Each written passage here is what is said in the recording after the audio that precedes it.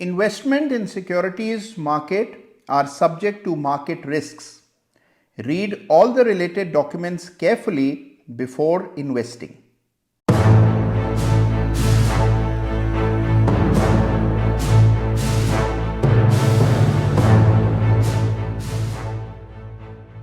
तो लीजिए साहब, 16 तारीख का यानी कि आज का बाजार भी बंद हुआ और बंद हुआ एक सॉलिड रिकवरी के बाद, यानी कि 225 अंकों की तेजी निफ्टी में देखने को मिली। अगर आज निफ्टी का एक ध्येय वाक्य कोई होगा तो वो है रिकवरी। आज सवेरे जब बाजार खुला था तब से लेकर जब तक बाजार बंद नहीं हुआ तब तक लगातार बाजार को मैं देख रहा था और सैकड़ों चार्ट्स मैंने इस बीच देख लिए होंगे।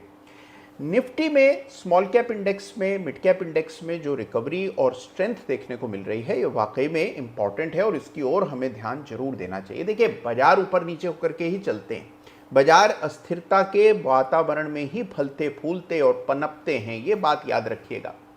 तो जो वातावरण है डेफिनेटली आप देखिए, ग्लोबल टेंशंस चल रही हैं, जंग चल रही है इजराइल और ईरान के बीच में। आप देख रहे हैं कि डोनाल्ड ट्रंप जो है कभी मिलिट्री परेड करते हैं तो कभी नए नए नियम ले आते हैं, कभी बड़े अच्छे तलख अंदाज में देशों से बात करते हैं, तो कभी आप देखिए कि मधुर स्वर में बात करते हैं। तो ये सब चलता रहेगा, लेकिन इस वॉलेटिलिटी के बीच में भी अगर आप देखेंगे तो कई सारे ऐसे चार्ट्स हैं जो नए हाइस बना रहे हैं, नए ब्रेकआउट्स दे रहे हैं। आपको याद होगा कि हमने पिछले सप्ताह बात की थी फार्मा स्टॉक्स की और आईटी स्टॉक्स की। तो ये दो सेक्टर हैं जिनके चार्ट्स पर आपको विशेष ध्यान देना है। देखिए, फार्मा स्टॉक्स एक एक करके वापस से तेजी दिखा रहे हैं और एक लॉन्ग टर्म स्ट्रक्चर्स कभी इनके इवेल्युएट करें तो स्ट्रक्चर्स अच्छे लगते हैं। यही कहा जा सकता है आईटी के बारे में भी। आईटी में भी आप देखिए कि वापस से मोमेंटम बन रहा है। तो दोनों जो ये सेक्टर्स हैं इनमें आपको ताकत दिख रही है। ओवरऑल मार्केट देखें तो स्ट्रांग है, लगातार पैसे का फ्लो बना हुआ है। एक चीज याद रखिए, यूएस मार्केट और भारतीय बाजारों के रिटर्न्स को यदि आप कंपेयर करते हैं तो आप पाते हैं कि यूएस मार्केट के रिटर्न्स भी इंडियन मार्केट्स की तुलना में काफ़ी कंपेरेबल हो गए हैं। देखिए, पहले क्या होता था कि अमेरिका के रिटर्न्स बहुत कम होते थे और भारतीय बाजारों के रिटर्न्स बहुत ज़्यादा होते थे। तो एक प्रीमियम होता था भारत जैसे बाजार के लिए, यानी कि इक्विटी प्रीमियम कह लीजिए या स्मॉल या इमर्जिंग मार्केट का प्रीमियम रहता था। लेकिन अब हम देख रहे हैं कि दोनों के रिटर्न्स कमोवेश पिछले 1-1.5 साल में बराबर से रहे हैं। तो इसका मतलब ये है कि भारत के रिटर्न्स अगर आप यूएस मार्केट की तुलना में देखें तो उतने ज़्यादा आकर्षक नहीं दिखते हैं जितना कि आम तौर पर दिखने चाहिए। तो इसका क्या परिणाम हो सकता है? इसका परिणाम हो सकता है कि एक बड़ा मोमेंटम इंडिया में देखने को मिल सकता है, क्योंकि ये जो प्रीमियम है ये रिस्टोर होना बहुत ज़रूरी है अगर हमें निरंतर एफआईआई का पैसा आकर्षित करते रहना है। और एफआईआई देखिए कुछ समय के लिए विराम जरूर ले सकते हैं, लेकिन अंत में तो उन्हें भारत आना ही पड़ेगा, आना ही चाहिए। तो आप देखें, कुल मिलाकर के स्थिति ठीक ठाक लग रही है। यहाँ पर आपको बहुत सेलेक्टिव होकर के शेयर्स को पकड़ना है, पहचानना है, चार्ट्स देखने में मेहनत करनी है। और ऐसा बाजार कुल मिलाकर के देखें तो कम से कम मुझे बड़ा पसंद आता है, क्योंकि इस बाजार में आपकी स्किल, आपकी कौशल का असली परीक्षण होता है। देखिए, जब एक तरफा बाजार चल रहा हो तो कोई भी पैसा कमा लेता है, सभी के चार्ट्स अच्छे हैं, सभी पैसा कमा करके निकलते हैं, क्योंकि जो भी शेयर आप खरीद लें वही बढ़ जाता है।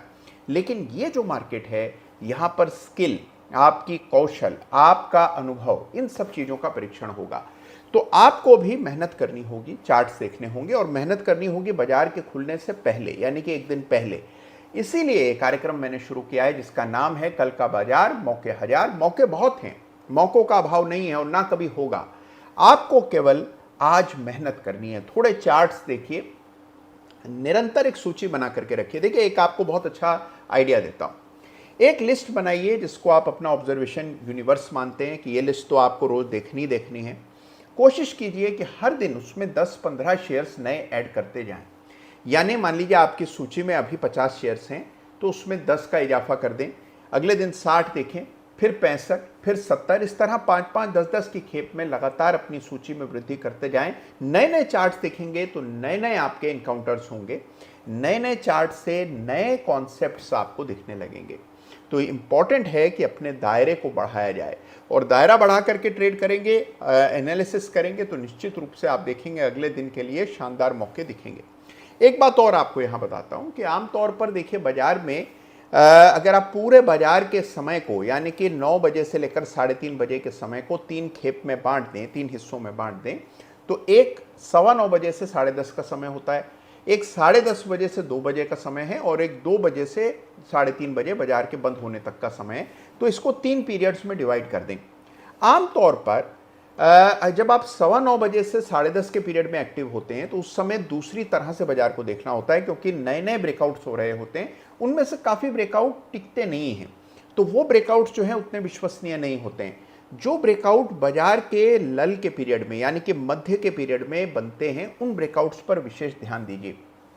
यानी जो 10:30 बजे से 2 बजे के बीच में जो ब्रेकआउट्स आ रहे हैं, उनमें आप देखेंगे कि आपको ज़्यादा क्लियर और डिसाइसिव ब्रेकआउट्स देखने को मिलेंगे। हाँ, उनकी संख्या कम है, यानी खोजना पड़ेगा, मेहनत करनी पड़ेगी, लेकिन ये 10:30 बजे से 2 बजे के बीच में जो ब्रेकआउट्स हो रहे हैं, जब बाजार में वॉल्यूम एक्टिविटी थोड़ी कम होती है, उस समय जो ब्रेकआउट्स हो रहे हैं उनको पहचानने का प्रयास कीजिए। वो ब्रेकआउट आप देखेंगे कि आने वाले 2, 3, 4 सत्रों में आपको फलीभूत होते हुए नजर आएंगे।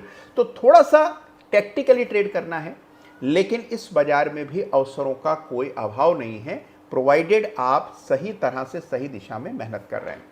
और अब बात कि कल के लिए कहां ध्यान देना है, तो देखिए सबसे इंपॉर्टेंट लेवल जिस पर आपको ध्यान देना है वो है 25,100 का। उसके ऊपर वापस से निफ्टी ब्रेकआउट देता है, तब आपको इस बात की पुष्टि होगी कि बाजार में नई ऊर्जा, नई तेजी का संचार हो गया है। दूसरी बात जिस पर आपको ध्यान देना है वो है इंडिया विक्स। इंडिया विक्स के चार्ट को जरूर देखिए, शॉर्ट टर्म इंडिया विक्स के चार्ट को देखिए और उसके ब्रेकआउट्स को आइडेंटिफाई करने की कोशिश कीजिए। आपको तेजी और मंदी का बेहतर समझ जो है इंडिया विक्स को देख करके आएगी।